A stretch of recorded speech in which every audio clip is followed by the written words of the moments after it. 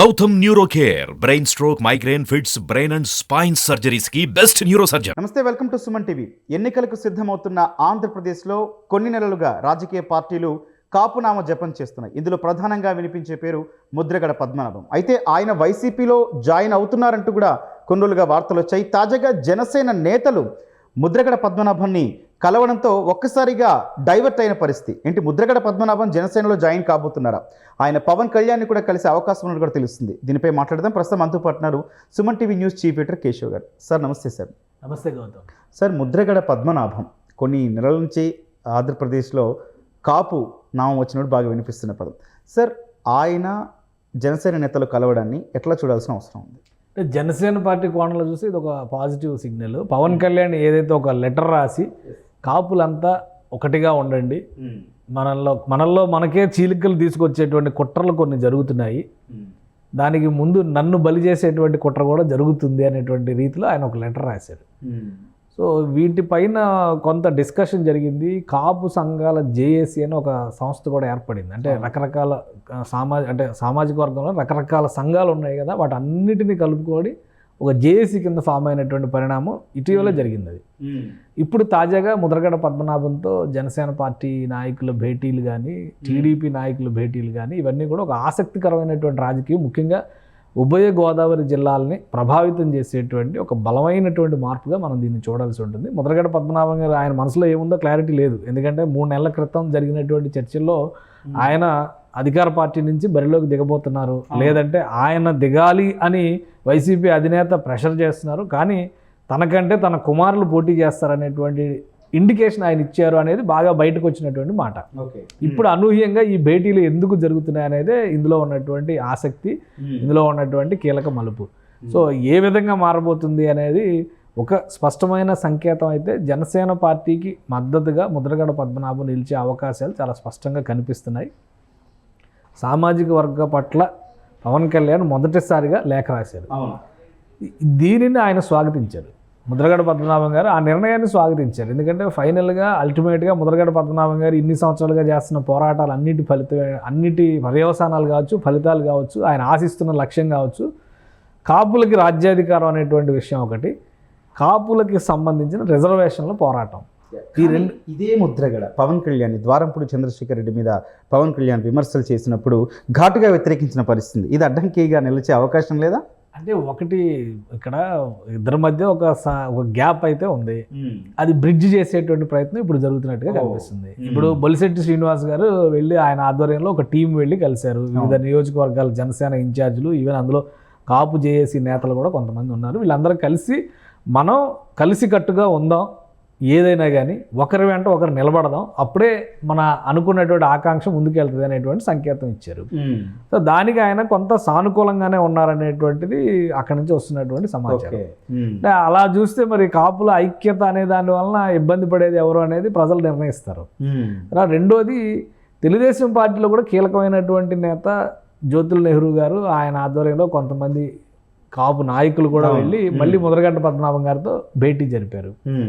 ఆయన ఒకటే మాట చెప్పారు బయటకు వచ్చిన తర్వాత. జ్యోతుల నెహ్రూ గారు చెప్పిన మాట ఏంటి, ఆయన ఇష్టం ఏ పార్టీలో చేరినా కానీ ఆయన మేము కలిసి ఉంటాం, మేము అందరం కూడా కలిసే ముందుకు వెళ్తాం, కాపుల అందరూ కూడా ఐక్యంగా ఉండాలనేటువంటి విషయంలో ఎలాంటి వేరే అభిప్రాయం లేదు, కాబట్టి మా వైపు నుంచి మేము ఏం మాట్లాడాలో అవన్నీ మాట్లాడుకొని బయటకు వచ్చాం అన్నారు. సో ఇప్పుడు డెసిషన్ ఎవరి చేతిలో ఉంది? ఫైనల్గా ముద్రగడ పద్మనాభం గారి చేతిలో ఉంది. ముద్రగడ పద్మనాభం జనసేనలో జాయిన్ అయితే మొత్తం ఉభయ గోదావరి జిల్లా డైమెన్షన్స్ మారిపోయే అవకాశాలు ఉన్నాయా సార్? 100% మారుతాయి. ఎందుకంటే ఇప్పుడు ఉన్న పరిస్థితుల్లో ఈ మధ్య కాలంలో, అంటే ఈ 10-15 రోజుల్లో జరిగినటువంటి ఒక బిగ్గెస్ట్ చేంజెస్ ఏంటంటే, కమ్యూనిటీ పరంగా పవన్ కళ్యాణ్ రియాక్ట్ అవ్వడం ఫస్ట్ స్టెప్ అయితే. ఇప్పటివరకు మాట్లాడనటువంటి వ్యక్తి మాట్లాడడం. రెండోది, వైసీపీలో ఉన్నటువంటి కొంతమంది కాపు నేతలు అసంతృప్తిని బాహాటంగా తెలియజేస్తూ బయటికి రావడం. Correct sir. ఇప్పుడు సి రామచంద్రయ్య ఎమ్మెల్సీ స్థాయిలో ఉన్నటువంటి నాయకుడు, సీనియారిటీ ఉన్నటువంటి వ్యక్తి, గతంలో కూడా తెలుగుదేశం పార్టీలో ఎంపీగా చేసిన ఆయన, ఎమ్మెల్యేగా చేసిన ఆయన బయటకు వచ్చి అప్రజాస్వామిక విధానాలను వ్యతిరేకిస్తూ నేను బయటకు వస్తున్నానని ఒక మాట చెప్పాడు. ఇంకొక ఆయన ఆల్రెడీ ఎమ్మెల్సీగా ఉన్నటువంటి వంశీకృష్ణ యాదవ్, పదవిలో ఉన్న వాళ్ళు, వీళ్ళకి ఇంకా కనీసం 4 ఏళ్ళు టర్మ్ ఉన్నటువంటి నాయకులు వీళ్ళు. రేపు వైసీపీ అధికారంలోకి రాకపోయినా కానీ వీళ్ళు ఎమ్మెల్సీలో కొనసాగే ఛాన్స్ ఉన్నటువంటి నాయకులు. ఆ పదవులను వదిలేసి జనసేన పార్టీలోకి వంశీకృష్ణ యాదవ్ విశాఖ జిల్లా ఇప్పుడు అర్బన్ అధ్యక్షుడిగా నియమించారు ఆయన వచ్చి జనసేన పార్టీలో జాయిన్ అయ్యాడు. ఒకటే రీజన్ చెప్పాడు, ఏంటంటే కాపులకి సంబంధించి ఎక్కడా కూడా సరైన సముచిత ప్రాధాన్యం రావడం లేదు, తనను కూడా 2-3 సార్లు ఇచ్చిన మాట నిలబెట్టుకోలేదు కాబట్టి నేను బయటకు వచ్చాను అన్నాడు. కాపు రిజర్వేషన్ల విషయంలో రిజర్వేషన్ అనేది సాధ్యమే కాదు అని స్పష్టంగా తేల్చి చెప్పినటువంటి నాయకుడి వెంట మీరు ఉంటారా, కాపుల్ని రాజ్యాధికారంలో భాగం చేసేటువంటి నా వెంట మీరు ఉంటారా అనేటువంటి ఒక మౌలికమైన ప్రశ్నను పవన్ కళ్యాణ్ తన లేఖ ద్వారా సంధించినటువంటి పరిస్థితి. ఇప్పుడు ముద్రగడ పద్మనాభం కూడా స్పందిస్తున్నటువంటి వాతావరణం కనిపిస్తుంది. కాబట్టి ఆయన జనసేనలోకి రావడానికి ఎక్కువ అవకాశాలు ఉన్నాయి. ఓకే, వస్తే ఏం చేస్తారు అనేది అది కూడా ఒక ప్రశ్న. ఎందుకంటే ముద్రగడ పద్మనాభం గారు అంత ముందర మాజీ మంత్రి, ఎమ్మెల్యే, ఎంపీ, తెలుగుదేశం పార్టీలో ఎంపీగా కూడా చేశారు 98లో 99లో అనుకుంటా, బహుశా 96, 98లో అనుకుంటా. సో అంటే అన్ని పార్టీలతో ఆయన సత్సంబంధాలు ఉన్నాయి. సామాజిక వర్గ పరంగా ఆయన ఒక బలమైనటువంటి నాయకుడు. ఆల్రెడీ గత తెలుగుదేశం ప్రభుత్వం అధికారంలో ఉన్న సమయంలో కాపు రిజర్వేషన్ల విషయంలో అక్కడ కూడా ఒక కాన్ఫ్లిక్ట్ ఉంది కదా, ఆయన్ని అణిచివేశారు, ఆయన కుటుంబాన్ని బాగా ఇబ్బంది పెట్టారు అనేటువంటి. అయినా జ్యోతుల్ నెహ్రూ తెలుగుదేశం పార్టీ నాయకుడిగా ఆయన వెళ్ళి కలిసి వచ్చారు కదా. అంటే ముద్రగడ్డ పద్మనాభం కూడా ఓపెన్ ఫర్ ఆల్ ఉన్నారు. ప్రస్తుతానికి ఆయన తన మైండ్ సెట్ అంతా కూడా ప్రశాంతంగా పెట్టుకొని ఎవరు వచ్చినా మాట్లాడాలనే దీనిలో ఉన్నారు. బట్ ఇక్కడ మనకి క్లారిటీ వచ్చిన విషయం ఏంటంటే వైసీపీకి నో చెప్పారా అనేటువంటి సందేహం చాలా క్లియర్గా కనిపిస్తుంది. ఎందుకంటే ఒకవేళ వైసీపీతో కలిసి వెళ్ళేటువంటి ఆలోచన ఉంటే ఈ భేటీలు, ఈ మీటింగ్లకి అసలు అపాయింట్మెంట్కి అవకాశం ఉండేది కదా. కానీ ఆయన కలిసి వాళ్ళందరికీ కలిసి అవకాశం ఇచ్చారు. అలానే ముద్రగడ పద్మనాభం గారి కుమారుడు గిరిబాబు ఒక స్టేట్మెంట్ ఇచ్చారు, ఏ పార్టీలో అయినా కానీ చేరే అవకాశం ఉంది, ఆ నిర్ణయం పద్మనాభం గారు తీసుకుంటారు, ఆయన ఆదేశానుసారం ఈసారి ఎన్నికల బరిలో మా కుటుంబం నిలబడుతుంది అని తేల్చి చెప్పారు. ఓకే, అంటే ఎన్నికల బరిలో ఆ కుటుంబం ఉంటుందంటే ఏంటి, గెలిచే పార్టీ వైపు నిలబడటానికి అవకాశం ఉంటుంది, ప్లస్ ఆయన నిలబడేటువంటి పార్టీ గెలవడానికి 100% గోదావరి జిల్లాలో ఎక్కువ శాతం అవకాశం ఉంది సార్. కాబట్టి ఒక అనూహ్యమైన పరిణామం గోదావరి జిల్లా రాజకీయాల్లో చోటు చేసుకుంది, జనసేనకి లాభించే అవకాశం కనిపిస్తుంది. Sir, second innings Mudragada Padmanabham దిగిన తర్వాత మొత్తం కాపు పాలిటిక్స్ అన్ని కూడా డైవర్ట్ అయ్యే అవకాశం కనిపిస్తుంది. ప్లస్ అంబట్ రాయుడు ఇష్యూ తీసుకుందాం సార్. క్రికెటర్ తను వైసీపీ నుంచి రోజుల వ్యవధిలోనే బయటకు వచ్చేయడము, తను కూడా ఒక కాపు నుంచి రిప్రజెంట్ చేసినా కూడా ఈ పరిణామాలు కూడా వైఎస్ఆర్సీపీకి నెగిటివ్ ఎంతవరకు అయ్యే అవకాశం ఉంది సార్? ఖచ్చితంగా నెగిటివ్ అయ్యే అవకాశం ఉంటుంది. ఎందుకంటే ఒక పార్టీలోకి వెళ్ళిన వెంటనే బయటికి రావడం అనేది మామూలు విషయం కాదు. అది కూడా ఒక ఆషామాషి వ్యక్తి అయితే పెద్దగా ఎవరు పట్టించుకునేవాళ్ళు కాదు. అంబట్ రాయుడు ఒక క్రికెటర్గా దేశవ్యాప్తంగా ఒక ఇమేజ్ ఉన్నటువంటి వ్యక్తి, యువకుడు. పైగా ఆయన ఆటకి రిటైర్మెంట్ ఇచ్చిన తర్వాత రాజకీయంగా తన జీవితాన్ని ప్రారంభించాలని అనుకుంటున్నారు అనేటువంటి మాట ఒక 6-7 నెలలుగా, ఇంకా అంతకంటే ఎక్కువ సమయం కూడా పడుతుంది. అప్పటి నుంచి చర్చ జరుగుతుంది. ఏ పార్టీలోకి వెళ్తారు, ఎవరు పిలుస్తున్నారు, ఇదంతా కూడా జనసేనలోకి రమ్మంటున్నారు, టీడీపీలోకి ఆహ్వానిస్తున్నారు, ఇవన్నీ జరిగినాయి. ఈ అన్ని ఆప్షన్స్ని పక్కన పెట్టి ఆయన ప్రస్తుతం ఉన్న అధికార పార్టీని కలిశారు, సీఎంతో కలిసి ఫోటో దిగారు, బయటకు వచ్చారు. కానీ అనూహ్యంగా 10 రోజుల్లోనే ఆయన బయటకు వచ్చేసినటువంటి పరిస్థితి. దానికి మరి ఏం ప్రెషర్ ఉందో, వెంటనే ఆయన దుబాయ్ టోర్నమెంట్ది పెట్టి నేను ప్రొఫెషనల్ క్రికెట్కి మళ్ళీ వెళ్తున్నాను అన్నట్టుగా ఒక సంకేతం ఇచ్చారు. మళ్ళీ 2 రోజుల్లోనే ఆయన మాట మార్చినటువంటి పరిస్థితి. పవన్ కళ్యాణ్ గారిని కలవాలని వచ్చిన తర్వాత ఆయన మాట్లాడినటువంటి అంశాలు చాలా ముఖ్యమైనటువంటి అంశాలు.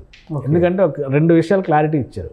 ప్రజాసేవ చేయాలనేది నాకు బలంగా ఉంది, అయితే నాకు నచ్చినటువంటి సిద్ధాంతాలు, నా మనసుకి అనుకూలంగా ఉండేటువంటి విధానాలు ఉన్న పార్టీతో మా మైండ్ సెట్స్ కలవాల్సినటువంటి అవసరం ఉంది. అయితే జగన్ గారితో కలిసిన తర్వాత వైఎస్ఆర్సీపీ విధానాలతో నేను నడవడం కష్టమని నాకు అనిపించింది అని చాలా కీలకమైన మాట చెప్పారు. పవన్ కళ్యాణ్ కలిసిన తర్వాత ఏమన్నారు, మా ఐడియాలజీలు ఒకేలా ఉన్నాయి, మా భావ సారూప్యత ఉంది కాబట్టి మేము ముందడుగు వేసేటువంటి అవకాశం ఉంది అని. ఎప్పుడు ఏ రూపంలో సర్వీసెస్ అడిగినా కానీ, ఏ రూపంలో సర్వీసెస్ అడుగుతారు, ఇప్పుడు ఏం సర్వీస్ అంతే కదా. ఇప్పుడు రావాలంటే ప్రజాక్షేత్రంలోకి రమ్మనంటే పిలుస్తారు ఖచ్చితంగా. ఆయనకు ఉన్నటువంటి ఇమేజ్కి పార్లమెంట్ స్థానానికి పంపించేటువంటి అవకాశం ఉండొచ్చు.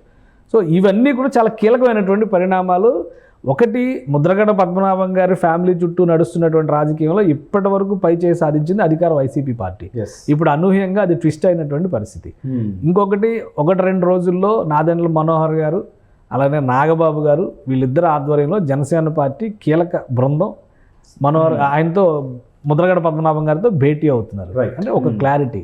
తర్వాత మేబీ బహుశా నేను అనుకోవడం పవన్ కళ్యాణ్ గారు 100% కలుస్తారు. అసలు వీళ్ళిద్దరి మధ్య ఉన్న గ్యాప్ ఏంటి, ముద్రగడ పద్మనాభం గారికి ఆయనకు ఉన్న గ్యాప్ ఏంటి, కాపుకి సంబంధించిన ఏమీ లేదు. అసలు ఒకటే గ్యాప్, నన్ను కలవలేదు అనేదే గ్యాప్. ఓపెన్ అది, అంతకంటే పెద్ద ఇందులో రహస్యం రాజకీయం ఏమీ లేదు. పవన్ కళ్యాణ్ గారు పార్టీ పెట్టి 2019 ఎన్నికల క్షేత్రంలోకి వెళ్ళేటువంటి తరుణంలో ఒక విధంగా కాపు సామాజిక వర్గానికి పెద్ద మనిషిగా ఉన్నటువంటి ముద్రగడ పద్మనాభం గారిని కలుస్తారు అని అందరూ అనుకున్నారు. బట్ ఆయన కలవలేదు.